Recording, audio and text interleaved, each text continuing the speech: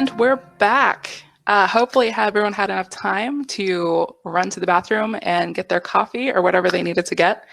While we wait for our panelists to join us on the stage, I'm just going to say a few quick words. I really want to thank our sponsors. I've gotten lots of compliments on the platform, and we could not have afforded this without them. So thank you so much to Eris Furniture Rentals, Brenda Romeus, Happy Self-Publisher, Akiso and Uglia, and Ty and Cottrell. You all made this possible, and we appreciate you so much. And a quick reminder, too, that the event game is out there with the worksheets. If you're not collecting codes, you can still catch up. You can still collect those codes. We won't be done until 4:30 is when we hand it in. And let me check to make sure my participants can get back on stage.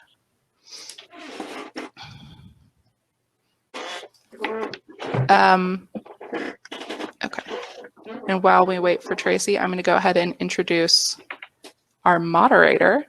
So Tawanda Livingston is a force to be reckoned with. Tawanda is a client and a partner of ours, and the more I get to know her, the more impressed I am with the way she handles her business and all the things she accomplishes. She has a podcast. She has authored a book. She is the perfect choice for this panel because whether it's writing a book or having a podcast or being a DEI consultant, Tawanda is always authentic and you always recognize her unique flavor. So that is why Tawanda is going to be moderating today. I'm going to hand it over to you, Tawanda, and I'm going to see if I can get Tracy in here. Thank you so much, Jen. I really appreciate your kind words, and I appreciate you and Jane inviting me to moderate this panel today. So welcome everyone to Freedom Friday. We're about to unleash on the world our awesomeness by being what? Authentic. So as I think of the word authentic, many words pop into mind. And I put into the chat, what is the first word that pops into your mind when you hear authentic? And, you know, people are using it more and more today as a flavor. But when you are authentic, it's never a flavor. It's just who you are and how you show up. So as we start to engage the panel, I just want to quickly let you know who I am. I am the owner of Livingston Works, which is a diversity, equity, and inclusion firm. A segment of my customers are small minority and women businesses, and I help them to get into public contracting, private contracting, and government contracting. And we do a little bit more than help them access it. We help them to get in, stay in until they win, and winning becomes a habit for them. The overall vision for Livingston Work is about reimagining and redefining the economic inclusion efforts that will help inspire, facilitate, and save our diverse communities while eradicating economic disparities in our communities. And I'm a staunch advocate for minority women businesses because we as Americans have inherited a discriminatory economic system that denies all of us the right to rise, specifically minority and women. And how authentic being authentic shows up in my way of being successful and being awesome and fabulous as we all are, is that I make sure I have no empty words, no empty conversations, and no empty meetings, and no empty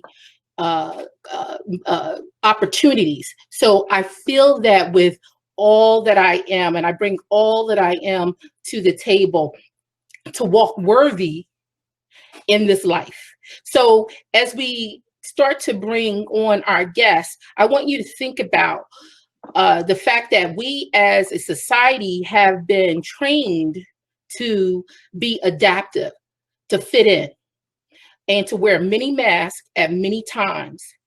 And it's a fight between being adaptive and being authentic. The panel today, they walk worthy in their life. They walk worthy in their workplace. They walk worthy in their business. So this is why Jen and Jane have brought together this panel, because these individuals are authentic. When you look up the word authentic in the dictionary, their pictures are next to it. So, panelists, I'm going to have you introduce yourself to our audience and share with them, how does being authentic show up in your business or your life? With that said, let's start with Tracy. Are you ready for me? Can you hear me okay? Yes. All right, great. Sorry, I had a little tech issue joining the panel, but I'm thrilled to be here. And I'm really honored that Jane and Jen thought to reach out and include me. I write a blog that's been around in Delaware and the Brandywine Valley for about 13 years. I guess I was a mommy blogger before mommy bloggers were a thing, because I was a mom and I was writing a blog, but I've never really considered myself a mommy blogger. Maybe I am. And that blog is called the Brandywine Buzz. We started the Brandywine Buzz because there was sort of this void of good access to information for parents who are busy and working, as almost all, whether you collect a paycheck or not, you are a busy working mom if you are a mom. And so our blog was originally designed to reach those parents. And what we found over time was that even when parents were no longer dealing with young kids at home, they were hanging around our blog. And so we morphed into more of a community feeling. And during the time I was writing Brandywine Buzz and running the blog and doing some other work, I discovered a passion for a specific issue that I do a lot of advocacy work on. And I think that the authenticity panel was the right place for me, because I am able to bring the passion of advocacy into a community blog that isn't really about issue advocacy, and yet make them both feel inclusive and authentic. So that might be a longer intro than you were looking for, but thank you again. And I'm really looking forward to working with you on this panel today. No, you know what? You got to walk worthy. You get to take the time. If they give you the mic, you make sure you do a drop mic moment every time. So yes, I appreciate all of that information, and I'm sure the audience does too. I'm going to be on Twitter saying somebody told me I walk worthy today, because that was pretty fabulous. Oh, thank you. Thank you. Brooke, we are looking at you. Yes, thank you. So I'm Brooke Miles. My company's Delaware Shout Out, and we teach busy entrepreneurs how to become social media rock stars. Pretty much all of my work is training and strategy, and just walking side by side by people who they're scared of their social media, and they're like, I know I need to do something with it, but I just don't know what. So I'm basically their strategist, their accountability partner, their handholder, just to get them from like embarrassed to proud and scared to like fearless. Yeah. So that's what I do. It's very fulfilling. It really is. In terms of authenticity, for me, the big thing for me is vulnerability and being willing to be vulnerable. Now, if I showed like every single emotion I always had, like I'd be crying all the time. So I don't do that, but I will, maybe not all the time, but like even if it's a little more negativity than we want, but I really do try to show my weaknesses at the right opportunities, which is pretty often, so that other people don't feel alone, and so that we can relate better, and that I can serve them better in the end, because they see I'm just a human being just like they are. We're all human. Yeah. That is awesome. Thank you, Brooke. And for those of you who are chiming in and listening in, please use the chat to network with one another. Share your links, panelists, and so people can follow you and tap into your resources. And if you have a call to action for your business, either the panelists or our guests, if you have a call to action, the ways we can support, follow you, please put that in the chat so we can make sure you unleash your awesomeness and walk worthy in your perpetual success. With that said, Merlene, you are on. Make sure you take yourself off mute. Hello, everyone, and thank you for this opportunity. Our business is JSM Transportation and also Aries. So a little background about our business. We started this business because we have a friend that was moving from one state to another state, and after we heard how much that charge and all the stuff that they went through, all the hurdles that they went through during their moves. So we thought that it was a good idea for us to get into this business because we wanted to eliminate a lot of stress and give you peace of mind, let you have your hair down and just give us your business, trust us with your business, and then we would carry it out the way that in a very great way that you wouldn't have to be stressed. And that's why we got into the business.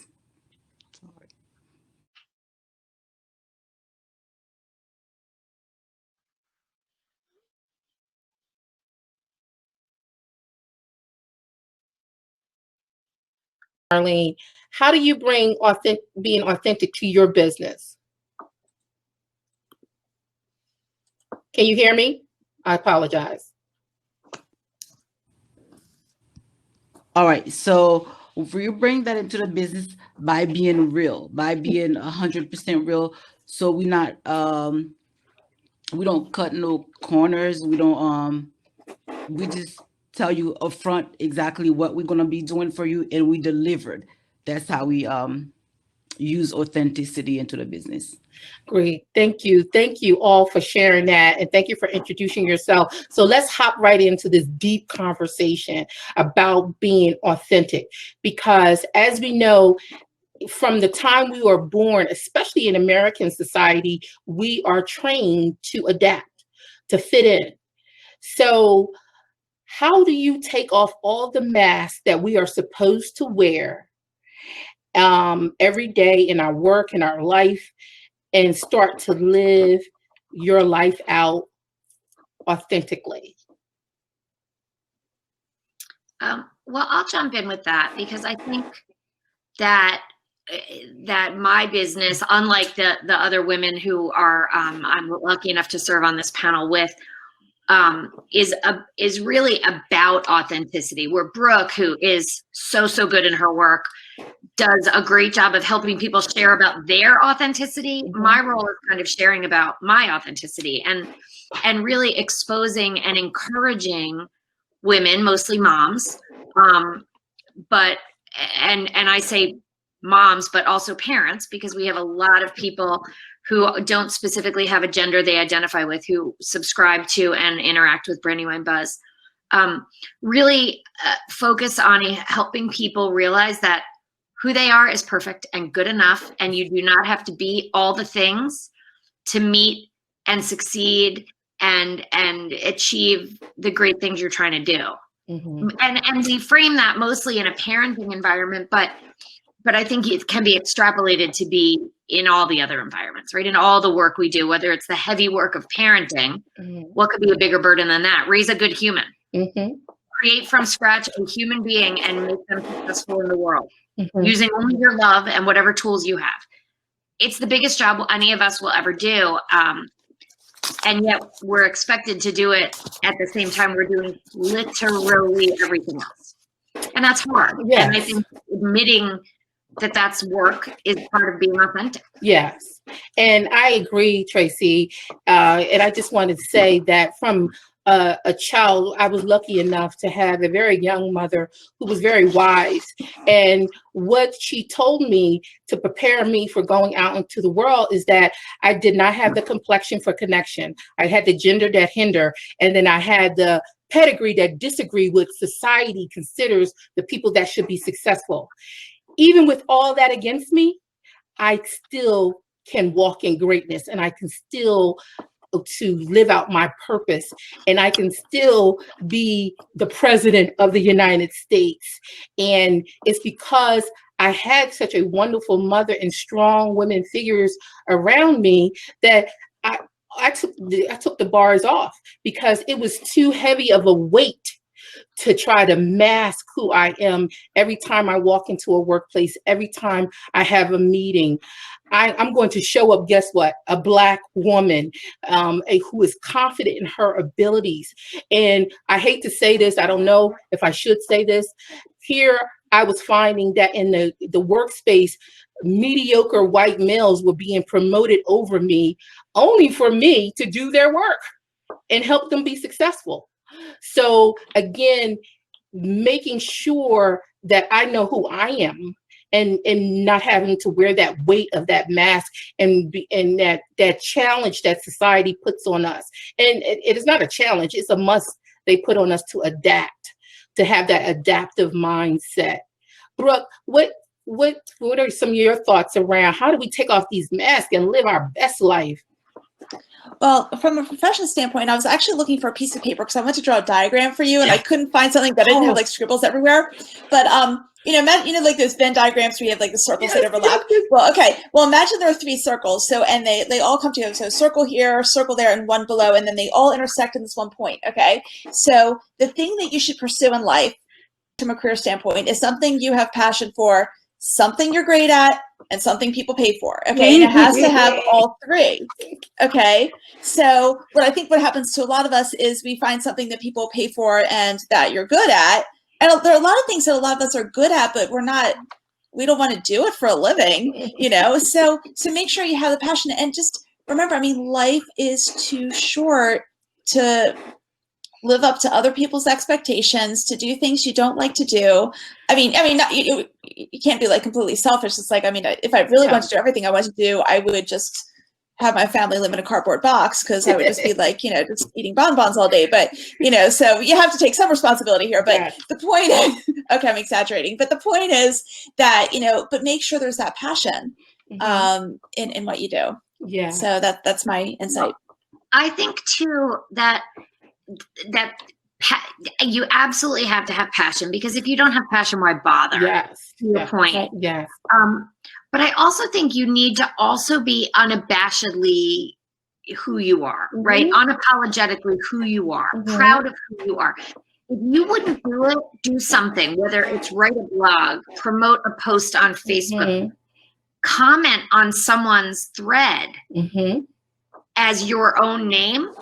Don't do it at all. And I think we see that so much, particularly in times of community friction, like, I don't know, elections during a global pandemic, right?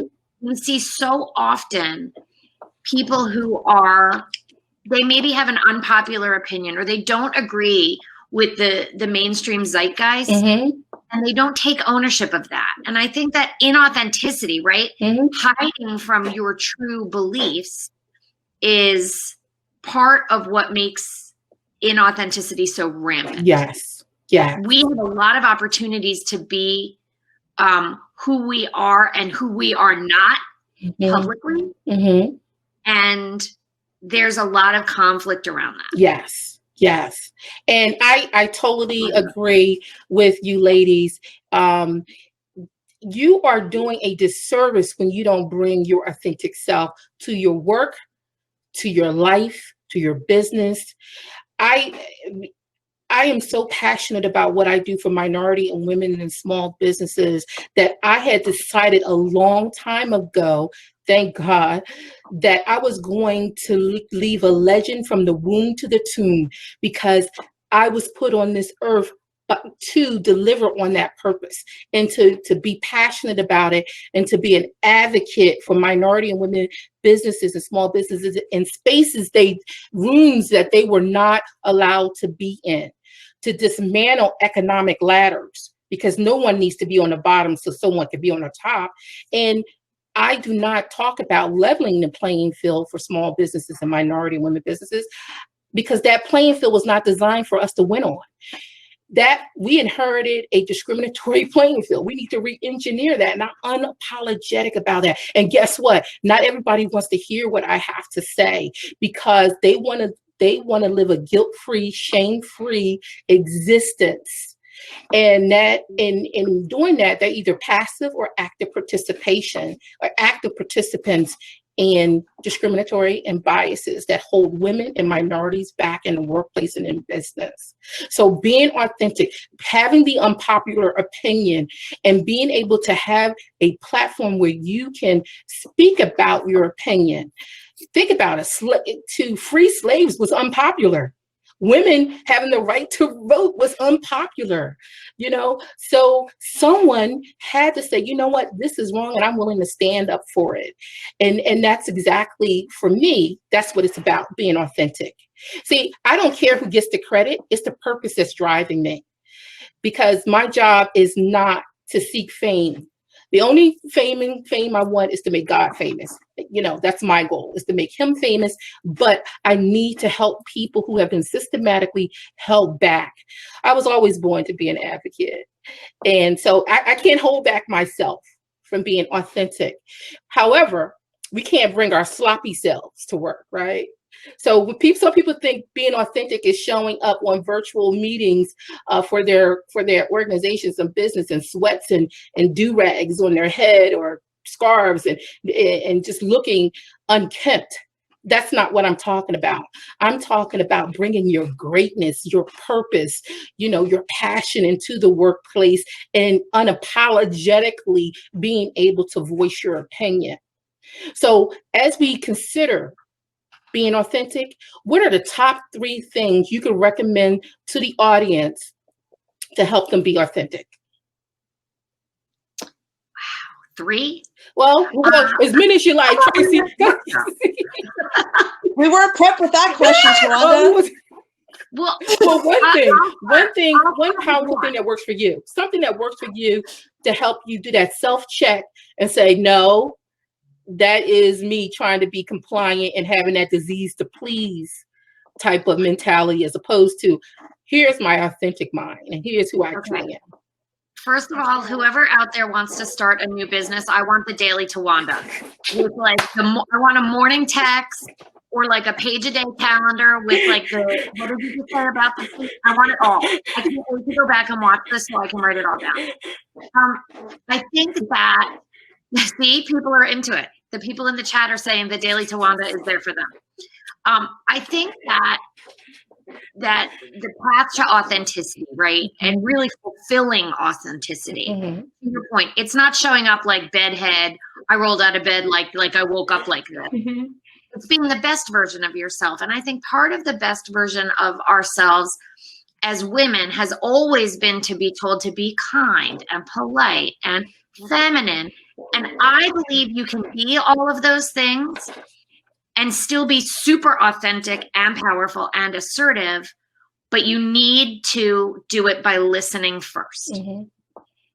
And that, I think, to me is the thing in so much of my work, both as an advocate. I advocate for gun violence prevention, both in my work as an advocate for life-saving gun violence prevention legislation and community investments, and also in my work as a sort of a blogger or a writer, is to listen to what people have to say, and not just to listen to find your avenue into the conversation, but listen to what they are telling you about themselves.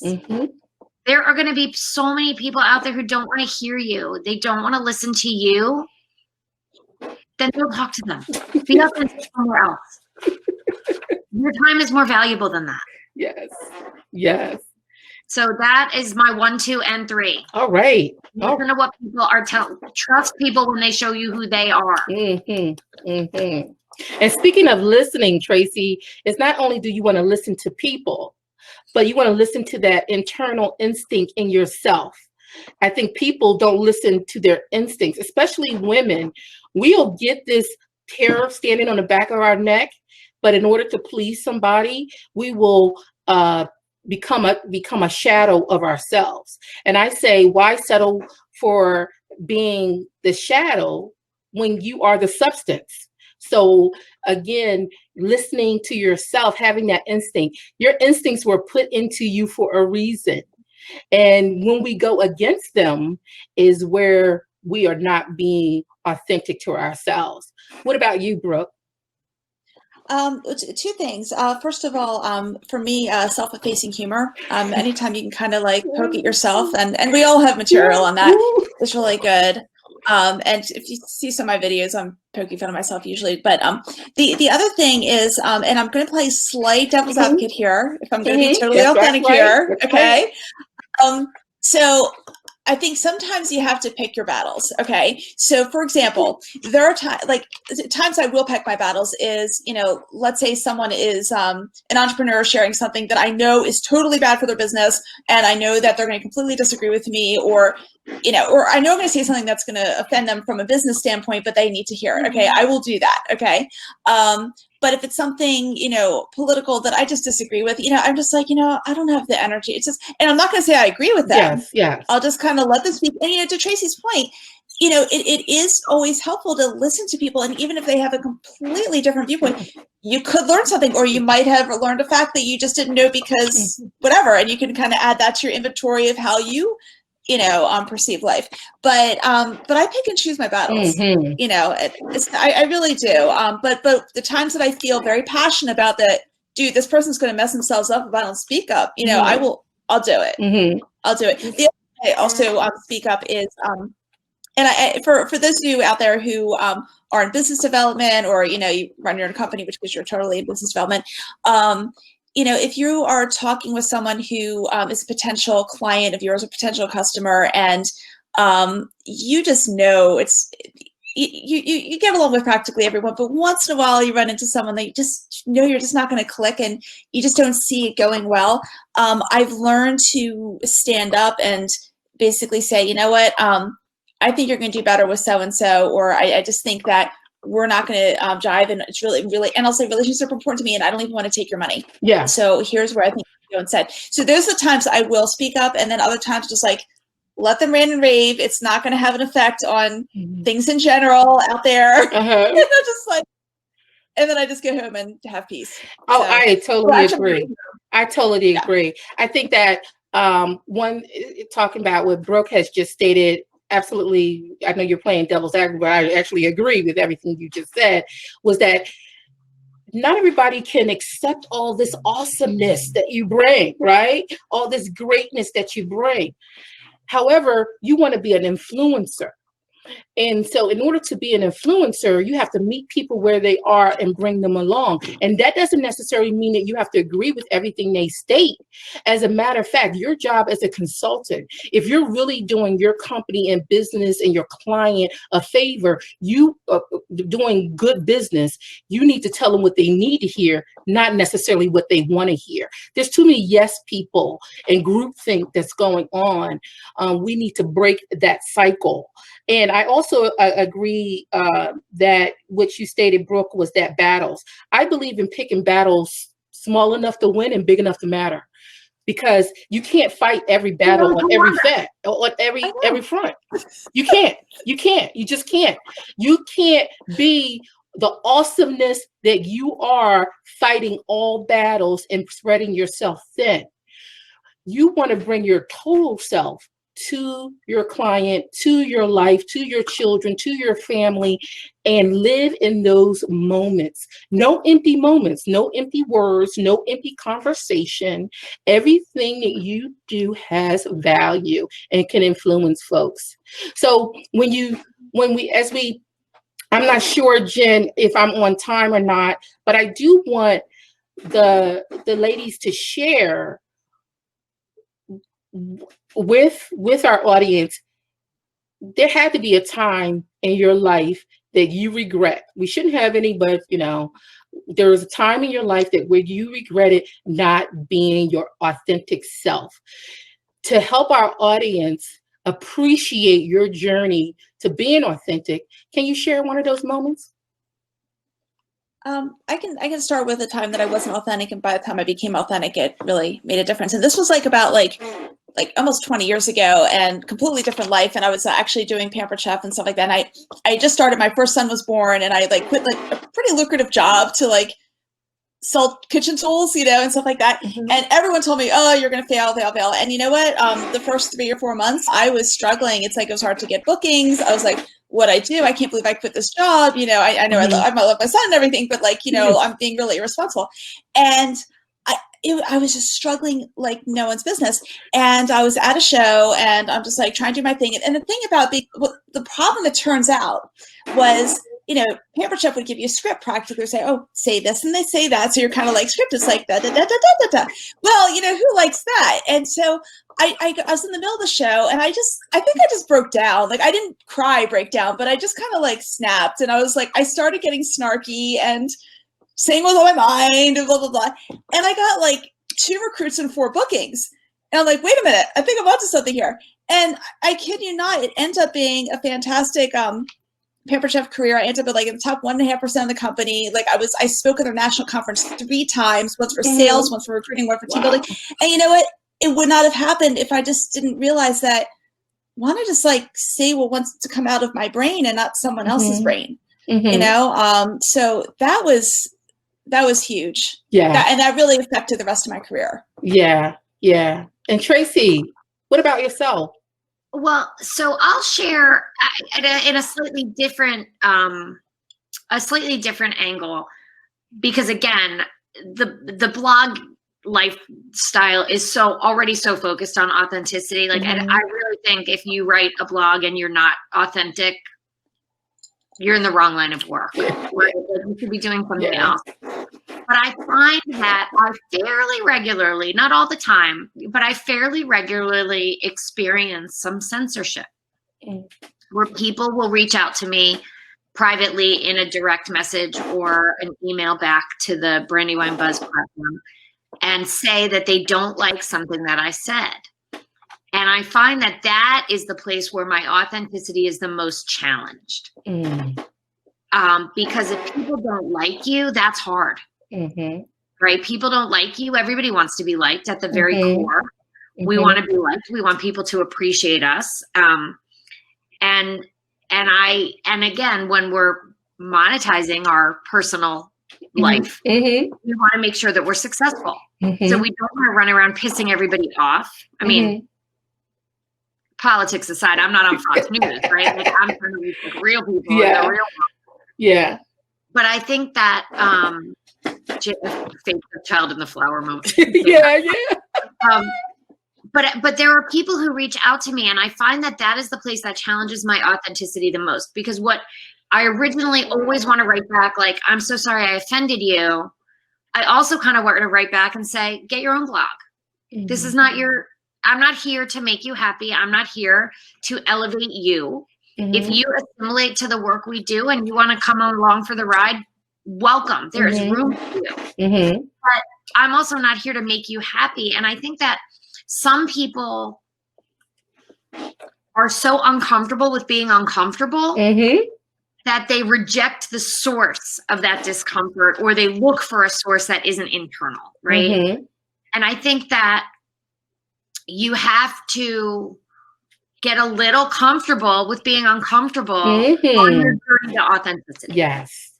That it has to not always, you're feeling like you're wearing like a jacket that's a little too tight. But it's okay, because getting used to feeling a little uncomfortable will make you better at who you are. Because you're not for everyone. That's correct.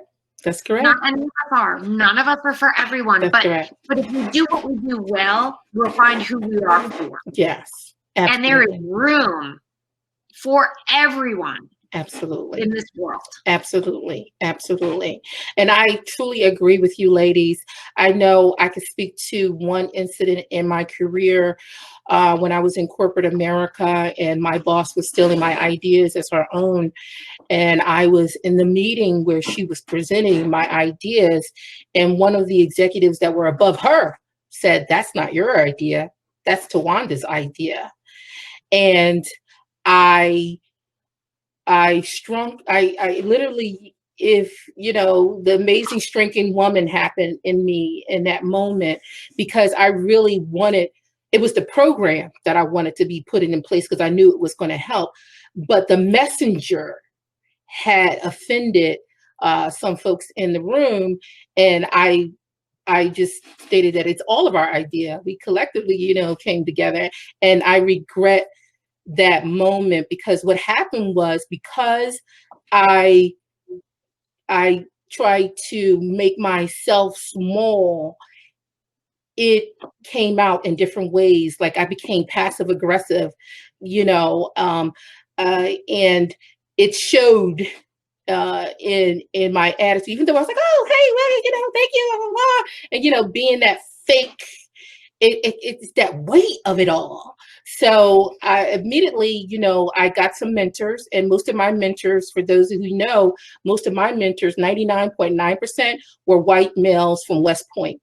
So, and what they did for me was help me to take the chip off my shoulder, because they had some courageous conversations with me to help me take the chip off my shoulder. And they stated that you have to bring your real self to the workplace. You have to bring your best self to the workplace. And sometimes what the message that you're going to deliver is not for everyone, but it's for someone. And so you have to stay focused on being real and genuine. And I appreciate that, learning that earlier on, not early enough, but earlier on in my career, that helped me say, you know what, I'm taking it off. You know, I'm taking off the mask. This is the wizard behind the mask. You know what, Dorothy, we are no longer in Kansas anymore. And we will, for the folks who are seeking to be authentic, you will, either by inspiration or desperation, you will be pushed into your purpose. So why not embrace your purpose and passion, and, as I stated, walk worthy in that. So as we close out, what is some gems of greatness, or I should say gems of being awesome, that you ladies can share with our audience today to help them live an authentic, real, and genuine life, right? That helps them to build trust, integrity, and also, believe it or not, being authentic has a price tag to it, right? And being able to monetize that and being your real self. You know, so what are some gems that we can just start bombing them with, so they can pack their toolkit with something else other than the mask that they include in their toolkit? So I'm going to jump in and share some of the very best advice that anyone ever gave me, and it's super salient. Good enough, right? You have to find the places in your life where you can be good enough so that you can be excellent in the other places where it matters to you. Your linen closet being organized might be the thing that matters the most to you, in which case you should absolutely put your time and energy in there. But if not, you should make it look like mine, which is good enough. You could close the door, but it's not organized. It's clean, but it's not organized. That's okay. Find where you can say good enough so that you can let yourself off the hook in those areas. And I think that advice given to me early was really, really helpful in prioritizing the different areas where I thought success was more critical for me. Yeah. And you know what I find, Tracy and Brooke, is that we're often not kind to ourselves. I think we have to learn to be kind to ourselves. We are so generous with spreading grace and sharing grace with others that we fail to share that grace with ourselves. Brooke, you have any gems? Sure. I mean, really, it's similar to Tracy's in, you know, really understanding your gifts and then actually just being grateful for them. But I constantly ask myself, you know, okay, so, but also, am I putting my gifts to best use? You know, I believe, you know, God gave me whatever gifts, believe me, the lots of gifts I don't have that other people have, you know, but for the specific ones, these are the ones that I do really well in, and am I using them to the best of my ability to really spread joy to other people? And I just try to constantly ask myself that, and then just be grateful for the gifts that I do have. And I also find too that when you do lift up others, it actually lifts yourself up too. It really does. So that's something I always keep that in mind too, and you'll feel good as well. Yes. And let's be real, you know, it takes a lot of energy to be great. You know, because, you know, especially if you're an advocate, it takes a lot of energy to deliver. So some days being great and being awesome is just breathing. If you woke up, got out of your bed, and you just did some self-love and self-care and just breathe. I mean, deep breaths, healing breaths, or have a deep healing sleep. That's great. That's being awesome. That is being authentic. So rejuvenating ourselves. And I just want to make sure we're clear. We're not saying run around like, the Energizer Bunny trying to change the world.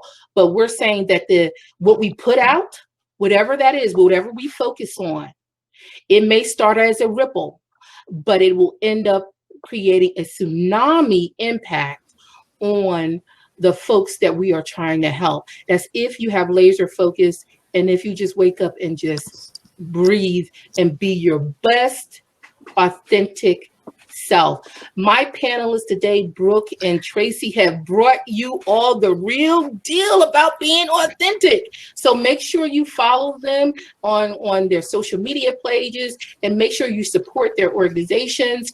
And again, I did not see any questions in the Q&A, Jen. So there were no questions. So that means that you ladies have answered everybody's questions because you are living legends.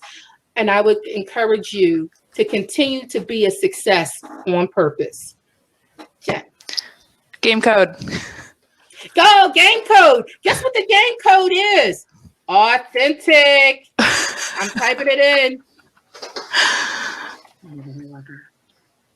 Tawanda, will you call me every day?